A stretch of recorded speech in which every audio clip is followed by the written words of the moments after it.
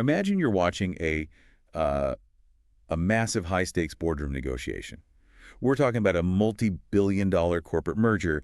The tension in the room is palpable, and suddenly the CEO just stands up and steps out. Right, just leaves the room completely. Exactly. What happens next? The regional managers look at each other, realize the boss is gone, and they basically seize the absolute perfect opportunity to completely rewrite the company rules to favor themselves. Yeah, that's a really good analogy for it. Because that dynamic, that exact pivot of power, is exactly what just happened in global climate governance. It really is. It's November 10th to the 21st, 2025. We are at the Hangar Convention Center down in Belém, Brazil for COP30. Right, the 30th session of the UN Climate Change Conference. Yeah, and without the United States in the room, the entire focus of global climate action just flipped overnight. It went from this era of overly ambitious, almost idealistic pledges straight into cold, hard economic realism. Which is exactly what we're going to unpack in this deep dive today. We've got a fascinating stack of sources looking at the outcomes of COP30, and our mission here is to figure out how this geopolitical earthquake actually went down. And it really was an earthquake, you know. When the established power structures suddenly shift, the entire rulebook is up for grabs. Yeah. And understanding this shift to realism is crucial for you listening to this right now, because it dictates not just environmental policy, but global trade, national security, and economic survival for the next decade. Definitely. When the traditional superpower isn't leading the charge, a multipolar reality takes over almost instantly. Okay, let's unpack this. Let's look in this power vacuum.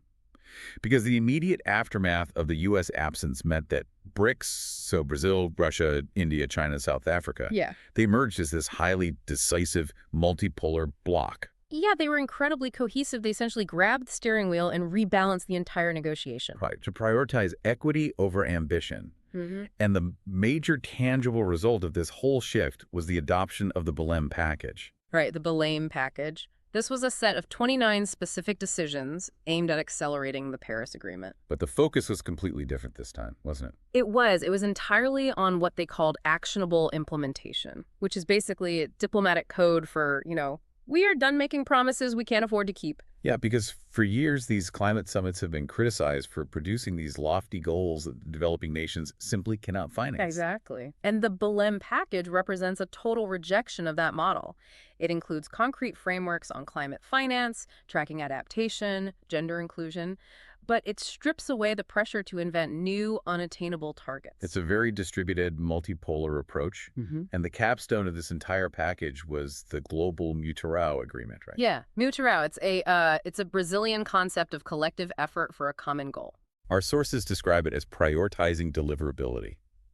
But let's ground this for a second. It's like, instead of signing a legally binding contract to build a luxury third story onto your house by 2030, you're basically just organizing a neighborhood potluck to patch the existing leaking roof. That's spot on. It's cooperative, it's voluntary, and it's not mandated. But honestly, if you think about it, isn't that just a fancy way of lowering the bar?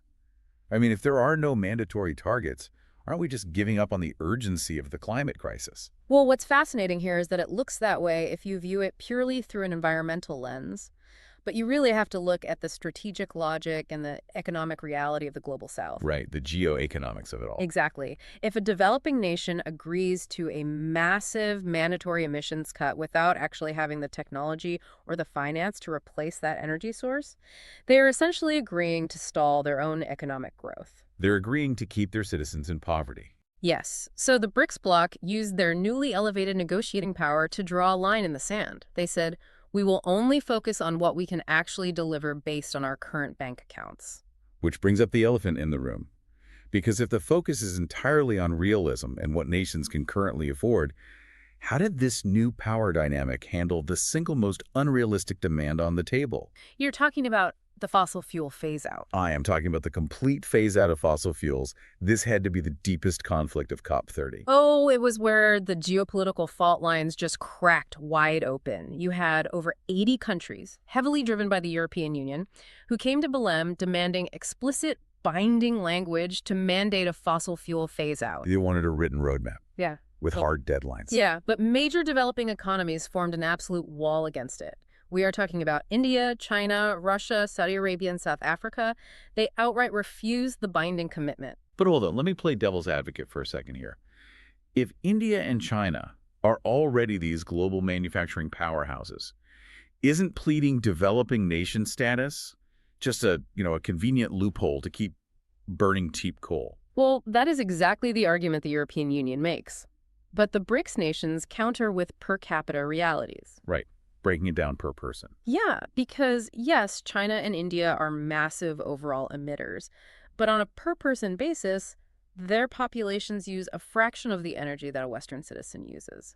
Their strategic motivation is rooted deeply in national energy needs and development priorities. Because you can't demand a phase-out without a buyout. Exactly. If you want a country of over 1 billion people to transition to a renewable grid overnight, someone has to pay for the massive infrastructure overhaul, the battery storage, the grid modernization. So their official position was that transitions must be nationally determined, not externally imposed by developed nations who already built their wealth on a century of burning coal and oil. Right. And so the result, or the shortcoming really, is that the final Berlin package contains absolutely no agreement on a clear roadmap for fossil fuels. Yeah, it just has this incredibly vague, non-binding commitment to, quote, transition away from fossil fuels.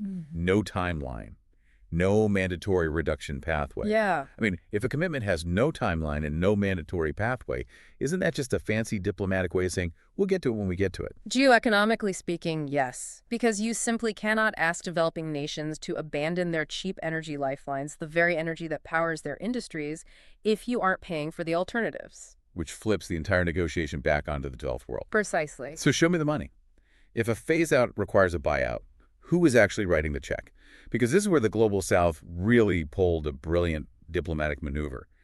They essentially weaponized the text of the Paris Agreement to demand economic justice. They did. They zeroed in on one specific legal reference, Article 9.1 of the Paris Agreement. Article 9.1. Yeah, and this was a massive win for developing countries at COP30.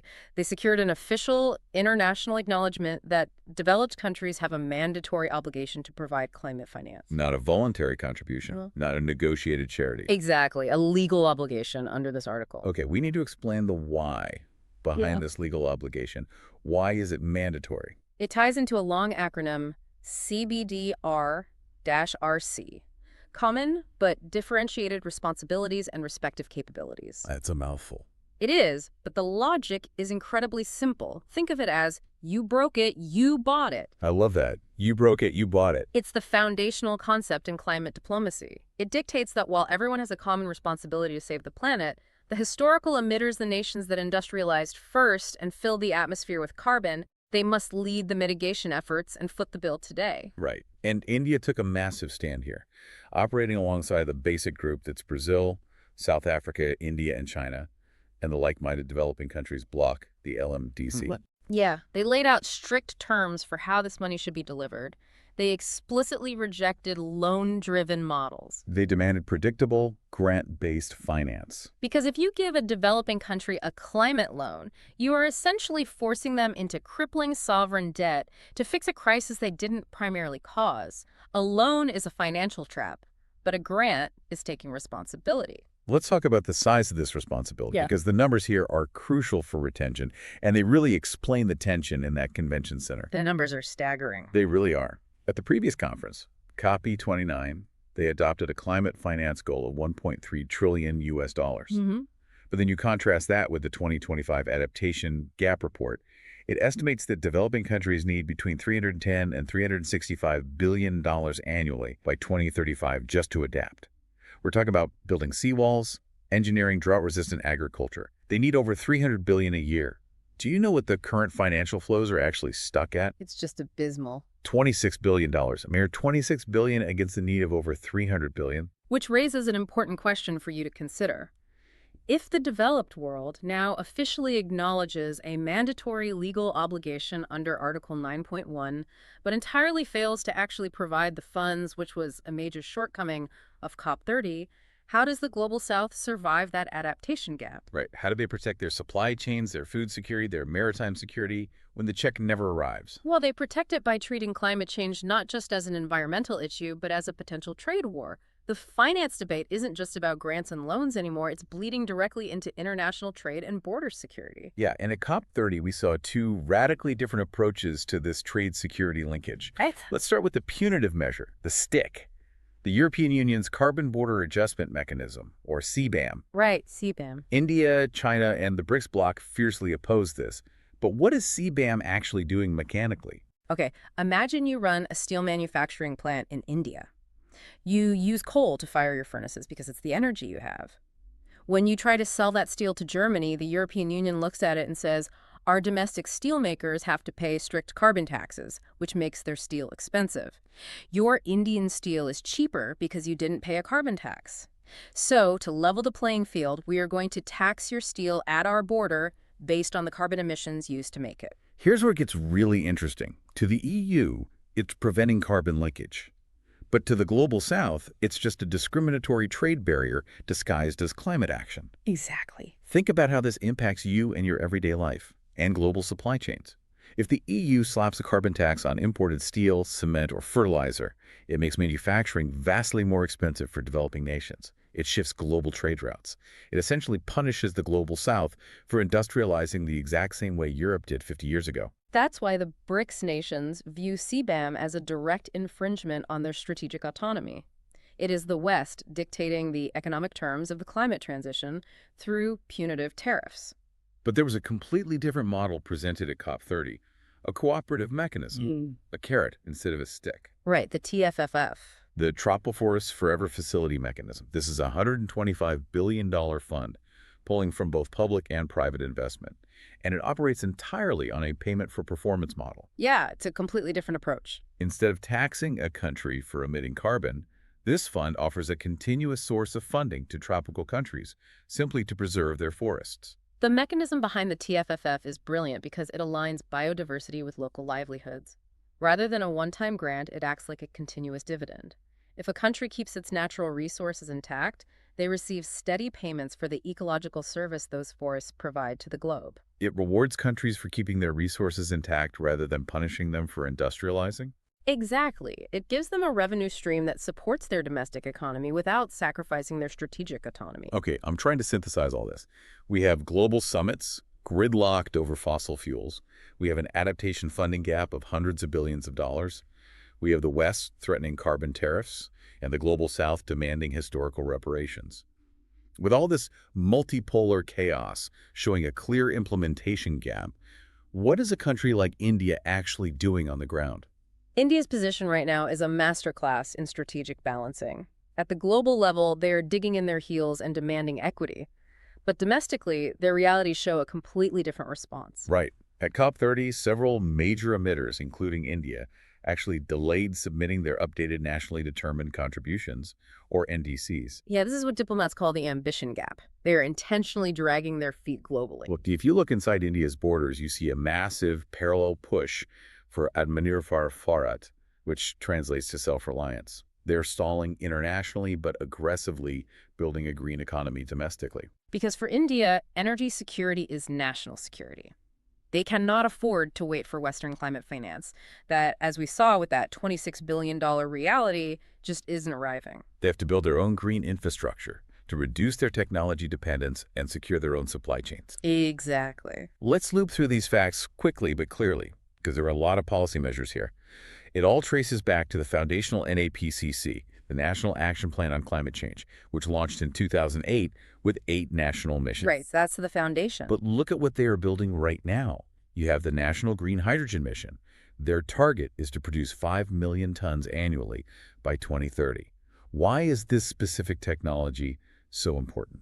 Because green hydrogen is the key to decarbonizing what we call hard-to-abate sectors. You can run a laptop or a car on a battery. You cannot run a massive steel smelting furnace or a commercial cargo ship on a battery.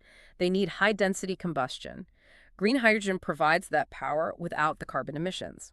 And to force industries to adopt these efficiencies, India is using market mechanics. This is the PAT scheme: perform, achieve, and trade.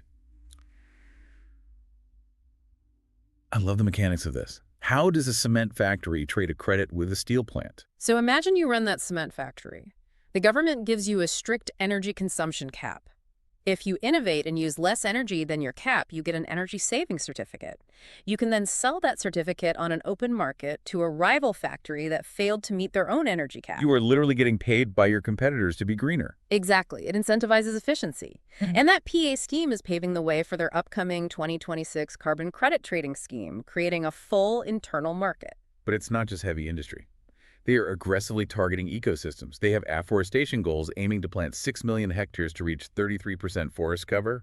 And then there's MIHTI. Right. The Mangrove Initiative for Shoreline Habitats and Tangible Incomes. Yeah, and I have to ask, how does planting a mangrove create a tangible income? I get that it protects the shoreline for coastal livelihoods, but how does it pay the bills? It's a fantastic mechanism. Mangrove root systems act as natural nurseries for high-value fisheries, crabs, shrimp. They also support local honey production. So by restoring the mangroves to act as a buffer against storm surges, the government is rehabilitating the local economies. Add in the National Solar Mission, the National Bioenergy Mission, and the NCEPA, the National Clean Air Program targeting pollution, and you have a massive domestic mobilization. You really do. But we have to remind the listener about the shortcomings here, too. While India's domestic initiatives are robust, global mechanisms negotiated at COP30, like the Just Transition, completely lack dedicated funding. This is critical. A just transition means recognizing that when you green an economy, people lose their jobs. Coal miners need to be retrained. The global summit failed to help workers adapt. So what does this all mean? Let's summarize India's strategy. India is refusing to let the West dictate its timeline globally, but is aggressively building a green economy domestically for its own energy security. Yeah. And if we connect this to the bigger picture, what we are really witnessing is a persistent trust deficit. The Paris Agreement goals are impossible if nations are building fortresses instead of bridges. Let's trace this whole cause and effect chain we've explored today. A multipolar power shift led by BRICS resulted in a push for economic realism over idealism. Right. That led to the Berlin Package and the Mutual Agreement, stalled fossil fuel phase-outs, and a demand for mandatory finance under Article 9.1. Because you simply cannot phase out a country's primary energy source without funding the alternative. Exactly. And this matters to you, the listener, because the trade and climate policies negotiated here like CBAM and the TFFF will dictate the global economy for the next decade. It is a total fusion of geopolitics, macroeconomics, and national security. Which leaves us with one final provocative thought for you to mull over. If global climate governance is no longer a Western-led moral crusade, but rather a transactional multipolar negotiation based on legal obligations and trade equity, does this pragmatic approach actually increase our chances of saving the planet? Or did the lack of binding ambition doom us to failure? It's a huge question. It really is. Thank you so much for joining us on this deep dive, and as always, keep questioning the consensus.